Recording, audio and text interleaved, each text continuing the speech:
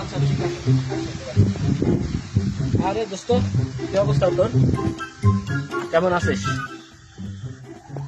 এই তো দোস্ত, আছি, ভালোই আছি। কি রে দোস্ত, কি হয়েছে তোর? এম্বা কথা কইতেছিস কে? দোস্ত রে, বাতে খুব ব্যথা, কথা কবার হইতেছি নে। কে রে, রাতে ব্যথা হইলো কে? কালকেও না তোর ভালো মানুষ দেখলাম।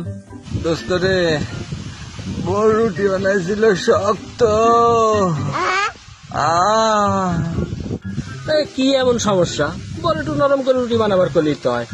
আরে দোস্ত, রুটি নরম করে বানাবার কইছিলাম, দেইতে অবস্থা। হ্যাঁ?